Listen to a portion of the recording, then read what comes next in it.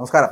ആകാശം കീറിപ്പാഞ്ഞുള്ള ചൈനയുടെ സ്ഫോടനം അമേരിക്കയെ വിറപ്പിച്ച് ചൈനയുടെ മിസൈൽ. ഇന്തോ പസഫിക് മേഖല ഇന്ന് ലോകത്തിലെ ഏറ്റവും നിർണായകമായിട്ടുള്ള ജിയോ പൊളിറ്റിക്കൽ മേഖലയാണ്. ലോക വ്യാപാരത്തിന്റെ വലിയൊരു വിഹിതം ഈ സമുദ്രപാതയിലൂടെയാണ് കടന്നു പോകുന്നത്. America, China, Japan, India, Australia തുടങ്ങി പ്രധാന ശക്തികൾ ഇവിടെ സജീവ സാന്നിധ്യം നിലനിർത്തുന്ന സാഹചര്യത്തിൽ ഓരോ സൈനിക നീക്കവും ആഗോള ശ്രദ്ധ നേടുന്നത് സ്വാഭാവികമാണ്. അമേരിക്കയെ വിറപ്പിച്ച് ചൈനയുടെ പുതിയ മിസൈൽ പരീക്ഷണത്തിൽ അമേരിക്ക മാത്രമല്ല, ലോകം മുഴുവൻ അക്ഷരാർത്ഥത്തിൽ ഞെട്ടിപ്പോയി. സമുദ്രത്തിന്റെ ആഴങ്ങളിൽ നിന്നൊരു നിശബ്ദ നിഴൽ ഉയർന്നു. ഒരു നിമിഷം കൊണ്ട് ആകാശം കീറിപ്പാഞ്ഞു. പിന്നെ ആയിരക്കണക്കിന് കിലോമീറ്ററുകൾ അകലെ കൃത്യമായിട്ടുള്ള ലക്ഷ്യത്തിൽ പതിച്ചു. ഒരു സ്ഫോടനം മാത്രമല്ല, അത് ലോക ശക്തി സമവാക്യങ്ങളിലേക്ക് ചൈന എഴുതി ചേർത്ത പുതിയൊരു മുന്നറിയിപ്പായിരുന്നു എന്ന് കൂടി പറയട്ടെ. പസഫിക്കിന്റെ തിരമാലകൾക്കിടയിൽ നടന്നതൊരു സാധാരണ മിസൈൽ പരീക്ഷണമല്ല. അമേരിക്ക വർഷങ്ങളായി ആധിപത്യം പുലർത്തിയ സമുദ്രതന്ത്രങ്ങൾക്ക് ചൈന നൽകിയ നിശബ്ദ മറുപടിയായിരുന്നു അത്. ലോകം ഭീഷണി എന്ന് വിളിക്കുമ്പോൾ ചൈന അതിനെ പ്രതിരോധ പരിശീലനം എന്ന് വിശേഷിപ്പിക്കും. എന്നാൽ ഒരു കാര്യം വ്യക്തമാണ്, ഇന്നത്തെ ചൈനയെ ഇനി സാമ്പത്തിക ശക്തിയായി മാത്രം കാണാൻ കഴിയില്ല. കടലിന്റെ ആഴങ്ങളിൽ നിന്ന് ഭൂഖണ്ഡങ്ങളെ ലക്ഷ്യമിടുന്ന സാങ്കേതിക കരുത്തും അതിനെ കൃത്യമായിട്ട് നിയന്ത്രിക്കുന്ന സൈനിക ശേഷിയും സ്വന്തമാക്കിയ ഒരു പുതിയ മഹാശക്തിയാണ് ചൈന. എന്തുകൊണ്ടാണ് ഈ പരീക്ഷണം ലോകത്തെ ഇത്രയും അസ്വസ്ഥമാക്കിയത്? എന്തുകൊണ്ടാണ് പസഫിക്കിൽ ഉടനീളം രാജ്യങ്ങൾ അടിയന്തര സുരക്ഷാ ചർച്ചകൾ ആരംഭിച്ചത്?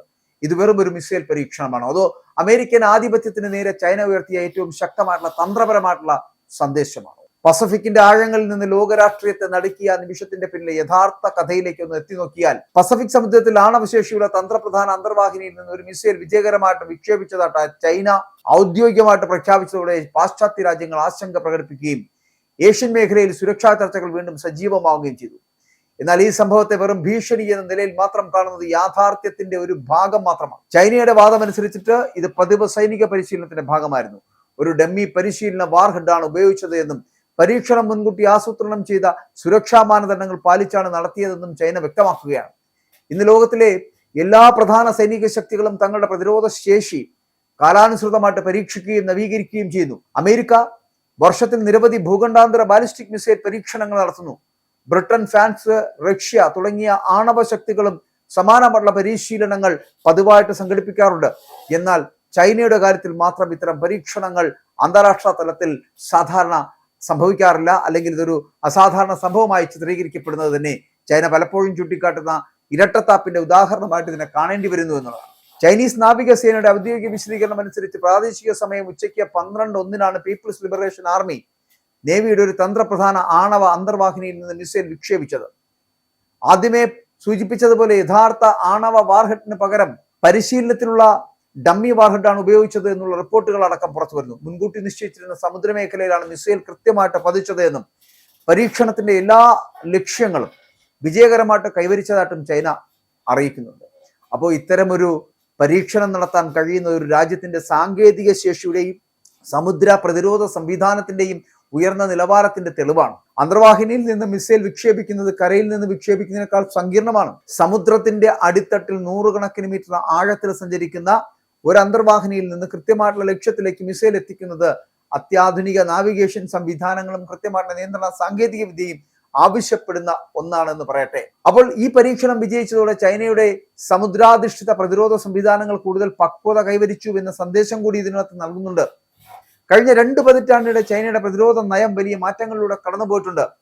ഒരു കാലത്ത് തീരസംരക്ഷണത്തിന് മാത്രം പ്രാധാന്യം നൽകിയിരുന്ന ചൈനീസ് നാവികസേന ഇന്ന് ലോകത്തിലെ ഏറ്റവും വലിയ നാവികസേന അതിലൊന്നായി മാറുകയാണ്, അല്ലെങ്കിൽ ഒന്നായിട്ട് വളർന്നിരിക്കുന്നു എന്നുള്ളതാണ്. വിമാനവാഹിനി കപ്പലുകൾ, ആണവ അന്തർവാഹിനികൾ, ഹൈപ്പർസോണിക് മിസൈലുകൾ, ദീർഘദൂര ബാലിസ്റ്റിക് മിസൈലുകൾ, ബഹിരാകാശ നിരീക്ഷണ സംവിധാനങ്ങൾ എന്നിവയിലൂടെ ചൈന തന്റെ പ്രതിരോധ ശേഷി വ്യാപകമായി വികസിപ്പിച്ചു.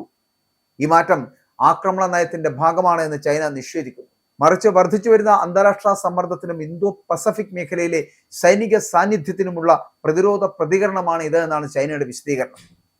അമേരിക്കയുടെ ഇന്തോ പസഫിക് തന്ത്രം, ഓക്സ് കരാർ, ക്വാഡ് സുരക്ഷാ സഹകരണം, ദക്ഷിണ ചൈന കടലിലെ അമേരിക്കൻ നാവികസേനയുടെ സ്ഥിരം പട്രോളിംഗ്, തായ്വാൻ കടലിടുക്കിലെ സൈനിക നീക്കങ്ങൾ തുടങ്ങിയവയൊക്കെ ചൈന സുരക്ഷാ ആശങ്കകൾ വർദ്ധിപ്പിച്ചു എന്നുള്ള ചൈനീസ് വിദഗ്ധർ വാദം കേൾക്കേണ്ടിയിരിക്കുന്നു.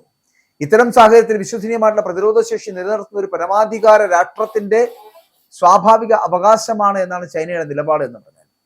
ചൈനയുടെ പ്രതിരോധ നയത്തിൽ ഏറെ ചർച്ച ചെയ്യപ്പെടുന്ന ഒരു വിഷയമാണ് വിശ്വസനീയമായിട്ടുള്ള പ്രതിരോധം.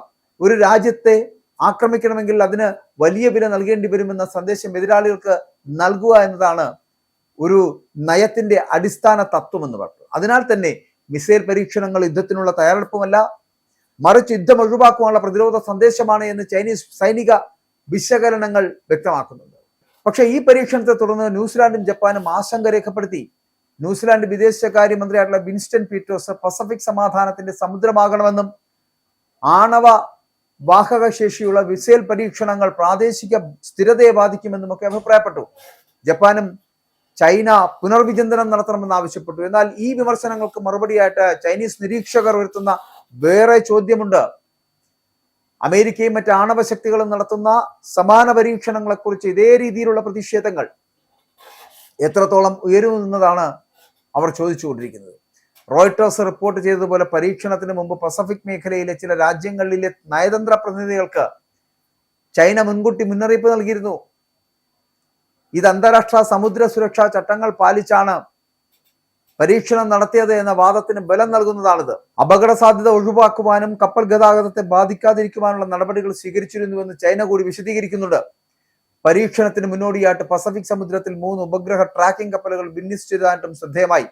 ചില പാശ്ചാത്യ മാധ്യമങ്ങൾ ഇതിനെ വലിയ സൈനിക നീക്കമായിട്ട് ചിത്രീകരിച്ചുവെങ്കിലും മിസൈൽ പരീക്ഷണങ്ങളിൽ ടെലിമെട്രി വിവരങ്ങൾ ശേഖരിക്കുവാനും വിക്ഷേപണ പാത നിരീക്ഷിക്കുവാനും ഇത്തരത്തിലുള്ള ട്രക്കിംഗ് കപ്പലുകൾ ഉപയോഗിക്കുന്നത് ലോകത്തിലെ എല്ലാ പ്രധാന ബഹിരാകാശ പ്രതിരോധ ശക്തികളുടെയും പതിവ് രീതിയാണ്. അതിനാൽ ഇത് അസാധാരണമായിട്ടുള്ള സൈനിക വിന്യാസമല്ല എന്ന് നിരവധി പ്രതിരോധ വിദഗ്ധരടക്കം വിലയിരുത്തുകയും ചെയ്തു. 2024 സെപ്റ്റംബറിൽ ചൈന നടത്തിയ ഭൂഖണ്ഡാന്തര ബാലിസ്റ്റിക് മിസൈൽ പരീക്ഷണവും വലിയ ശ്രദ്ധ നേടിയിരുന്നു. ഇപ്പോഴത്തെ ഈ അന്തർവാഹിനി അധിഷ്ഠിതമായിട്ടുള്ള വിക്ഷേപണം അതിന്റെ തുടർച്ചയായിട്ട് വിലയിരുത്തപ്പെടും. ഇതിലൂടെ കരയിൽ നിന്നും സമുദ്രത്തിൽ നിന്നുമുള്ള 2 തരം തന്ത്രപ്രധാനമായിട്ടുള്ള മിസൈൽ ശേഷിയും കൂടുതൽ ശക്തിപ്പെടുത്തുകയാണ് ചൈനയുടെ ലക്ഷ്യമെന്നുള്ളതാണ് വിലയിരുത്തൽ. ആധുനിക ലോകത്ത് ഒരു രാജ്യത്തിന്റെ ശക്തി സാമ്പത്തിക വളർച്ചയിൽ മാത്രം അളക്കപ്പെടുന്നതല്ല. സാങ്കേതിക വിദ്യ, ബഹിരാകാശ ഗവേഷണം, സൈബർ സുരക്ഷ, സമുദ്ര പ്രതിരോധം, മിസൈൽ പ്രതിരോധം തുടങ്ങിയ മേഖലകളിലെ കഴിവുകളും ഈ ദേശീയ സുരക്ഷയുടെ നിർണായകമായിട്ടുള്ള ഘടകങ്ങളായിട്ട് മാറിയിരിക്കുകയാണ്. അതുകൊണ്ട് തന്നെ ചൈനയുടെ ഈ പരീക്ഷണത്തെ പലരും സൈനിക ശക്തി പ്രകടനം എന്നതിലുപരി സാങ്കേതിക മികവിന്റെ പ്രകടനമായിട്ട് വരെ വിലയിരുത്തപ്പെടുന്നുണ്ട്. ഇന്തോ പസഫിക് മേഖല ഇന്ന് ലോകത്തിലെ ഏറ്റവും നിർണായകമായിട്ടുള്ള ജിയോ പൊളിറ്റിക്കൽ മേഖലയാണ്. ലോക വ്യാപാരത്തിന്റെ വലിയൊരു വിഹിതം ഈ സമുദ്രത്തിലൂടെയാണ് കടന്നു പോകുന്നത്.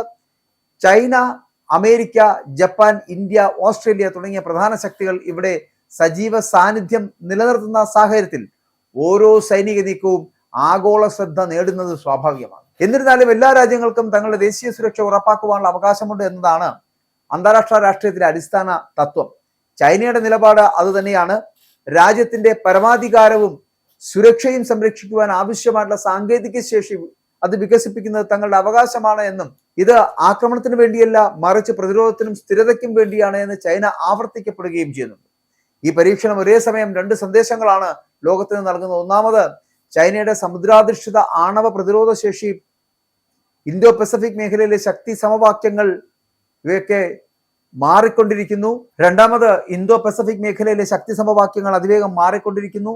ഭാവിയിൽ ഈ മാറ്റങ്ങൾ കൂടുതൽ സൂക്ഷ്മമായിട്ടുള്ള നയതന്ത്രത്തിനും ഉത്തരവാദിത്തമുള്ള സൈനിക സാമീപ്യത്തിനും സമീപനത്തിനുമൊക്കെ ആവശ്യകത വർദ്ധിപ്പിക്കുമെന്നതിൽ സംശയമില്ല. എന്നാൽ ഒരു കാര്യം വ്യക്തമാണ്, ചൈന ഇനിയൊരു പ്രാദേശിക ശക്തി മാത്രമല്ല, ആഗോള തന്ത്രപരമായിട്ടുള്ള സമവാക്യങ്ങളെ നേരിടാൻ സ്വാധീനിക്കാൻ കഴിയുന്ന ഒരു ശക്തിയായി മാറിക്കഴിഞ്ഞു എന്നുള്ള കാര്യത്തിൽ തർക്കമില്ല.